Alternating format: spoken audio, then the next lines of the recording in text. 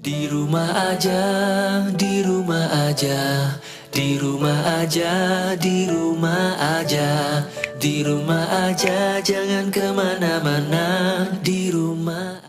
Assalamualaikum warahmatullahi wabarakatuh. Bagaimana nih kabarnya saat ini? Semua pada sehat kan? Harus dong kan? Di masa pandemi seperti ini kita harus menjaga kesehatan kita, tetap patuhi protokol kesehatan. Jangan lupa 3M ya. Yang pertama, cuci tangan, pakai masker, dan jaga jarak. Pada kali ini, saya akan menekankan bahwa pembuatan analisis ini untuk kepentingan studi teori antropologi 1, yang mana merupakan mata kuliah wajib. Sudah pada kenal aku belum? Kan ada pepatah nih, tak kenal maka tak sayang. Maka dari situ izinkan saya untuk perkenalan ya. Perkenalkan, nama saya Dea Fauzia dari Fakultas Ilmu Sosial dan Ilmu Politik, Prodi Antropologi Sosial 2019.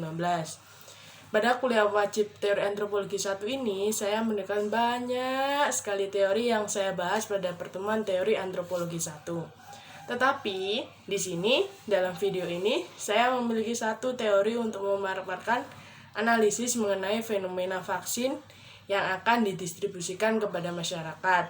Saya memilih teori difusi inovasi yang dikembangkan oleh Ewart M. Rogers, yang mana melalui bukunya yang berjudul Diffusion of Innovation dan dikenal luas sebagai teori yang membahas keputusan inovasi.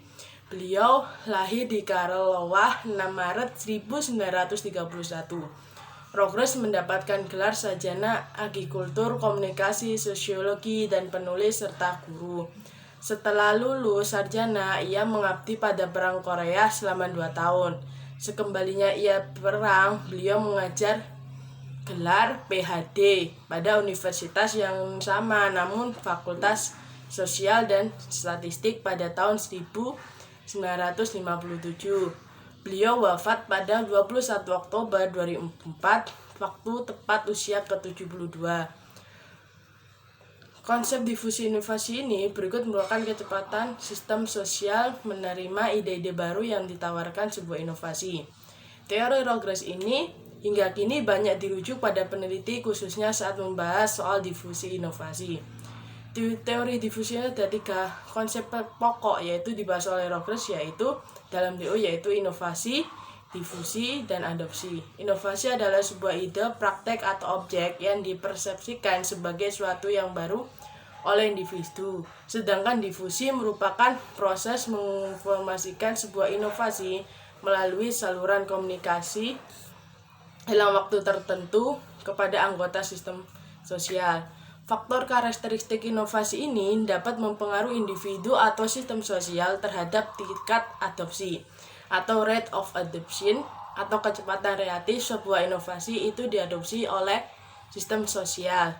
Rogers pada tahun 1983 menyebutkan bahwa pertama, relatif advent, keunggulan relatif, yaitu kadar atau tingkat sebuah inovasi dipersepsikan lebih baik daripada ide inovasi sebelumnya. Yang kedua, compatibility atau kesesuaian merupakan derajat sebuah inovasi itu dipersepsikan sesuai dengan nilai-nilai yang sudah ada, pengalaman masa lalu, serta sesuai dengan kebutuhan orang-orang yang potensial sebagai pengadopsi. Yang ketiga, kompleksiti atau kerumitan. Tingkat sebuah inovasi itu dipersepsikan sulit untuk dipahami dan digunakan. Dan yang keempat adalah triability atau ketercobaan atau derajat sebuah inovasi dapat dieksperimentasikan pada lingkup terdapat. Kelima, observability atau keterlihatan merupakan tingkat di mana sebuah inovasi itu dapat dilihat bagi orang lain. Lalu kan pada tahun ini terhadap pandemi COVID-19 yang sangat meresahkan masyarakat karena harus WFH, bekerja di rumah, sekolah di rumah, semua dikerjakan di rumah. Maka dari itu pemerintah mengeluarkan berupa vaksin untuk mencegah COVID-19.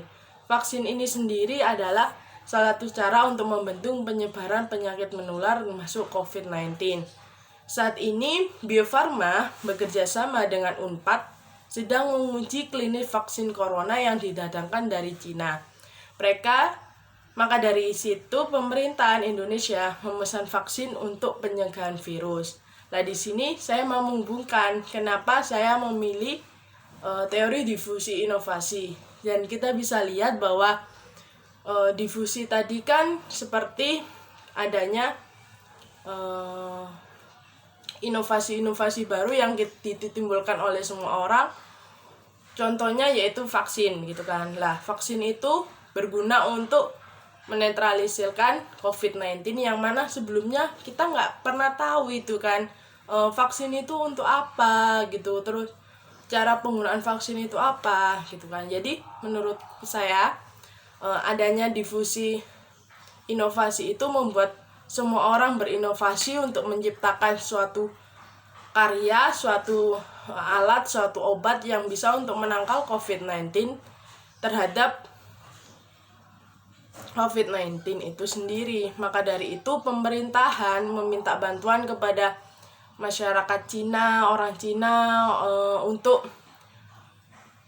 uji coba vaksin yang akan disalurkan kepada masyarakat. Insya Allah pada tahun 2021 vaksin akan disalurkan kepada masyarakat dengan tidak dipungut biaya apapun gitu kan. Jadi pemerintahan menggratiskan semua vaksin yang akan disalurkan kepada masyarakat di Indonesia ini, dan banyak sekali vaksin yang dipesan oleh pemerintah untuk 2021 yang akan digunakan oleh masyarakat itu sendiri, baik itu dari Amerika atau dari Cina. Itu semua masih dalam uji coba dan sudah setengah yang hadir dan sudah setengah yang ada di Surabaya, di Indonesia ini.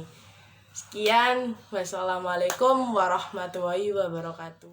Di rumah aja, di rumah aja, di rumah aja, di rumah aja, di rumah aja, jangan kemana-mana, di rumah aja.